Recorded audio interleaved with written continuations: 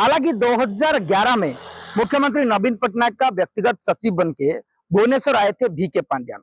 और दिनों दिन बीके पांड्यान का पावर बढ़ता जा रहा था। और एक दिन ऐसा आया, बीके पांड्यान के बिना एक भी पत्ता नहीं हिल रहा था बीजेडी का। और बीजेडी का पूरा ख्याल रख रहे थे बीके पांड्यान। और बीके पांड्यान के इशारे से पूरा उड़ीसा चल रहा था, ऐसे भी चर्चा होने लगा।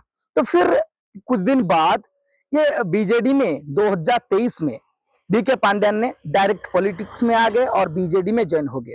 तो बीजेडी में ज्वाइन होने के बाद बहुत सारा चर्चा ऐसे हुआ कि बीके पांड्यान ने अंदर बीजेडी के लिए काम कर रहे थे और अभी डायरेक्ट पॉलिटिक्स में आए हैं। और ये मुख्यमंत्री कोई ये बात ये भी बोला कि मुख्यमंत्री का सक्सेसर है बीके पांड्यान। तो बीके पांड्यान ने ये भी क्लियर कर दिया था कि इस बार वो चुनाव नहीं लड़ रहे हैं और ये आगे 2024 चुनाव में ऐसे कुछ सीट भी नहीं लेने वाले हैं। तो ऐसे ही हुआ था, लेकिन बीके पांड्यान ने मुख्यमंत्री के लिए हर जगह को प्रचार के लिए जा रहे थे और मुख्यमंत्री के लिए वोट मांग रहे थे। और ओडिशा में बीजेडी को सक्रिय करने के लिए और बीजेपी को और कांग्रेस को हराने के लिए पूरा तैयारी कर रहे थे। लेकिन एक पब्लिक मीटिंग में बीके पांड्यान ने यह घोषणा कर दिया था कि इस बार अगर मुख्यमंत्री नहीं बनेगा तो इस बार बीके पांड्यान ने डायरेक्ट पॉलिटिक्स से संन्यास ले जाएंगे, ऐसे घोषणा कर दिया था। और ये ओवर कॉन्फिडेंट बीके पांड्यान के लिए गलत साबित हुआ। और 2024 चुनाव में लोगों ने बहुमत बीजेपी को दिया और बीजेपी यहां बहुमत लेके सरकार बना लिया। और अभी बीजेडी को सरकार गंवाना पड़ा। और इसको लेके जो चर्चा हो रहा था और जो घोषणा किया था बीके पांड्यान ने कि अगर मुख्यमंत्री नहीं आएंगे इस बार तो वो संन्यास लेंगे, ऐसे ही हुआ।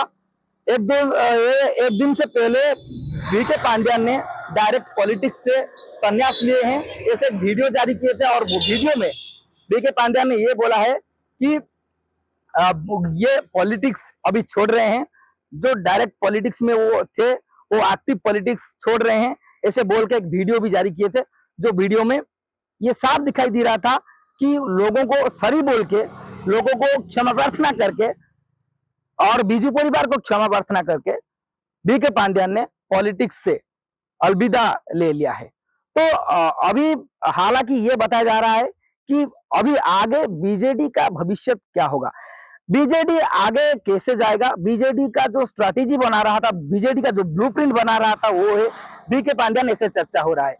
और आगे बीजेडी का भविष्य अभी ऐसे मतलब इस बार जैसे असेंबली में जैसे वोट कम गया और लोकसभा में जैसे वोट कम गया, लोकसभा में पूरा 0 सीट मिला है, एक भी सीट बीजेडी को नहीं मिला है। हालांकि बीजेपी को 20 और कांग्रेस को 1 सीट मिला है और बीजेडी को एक भी लोकसभा सीट नहीं मिला है।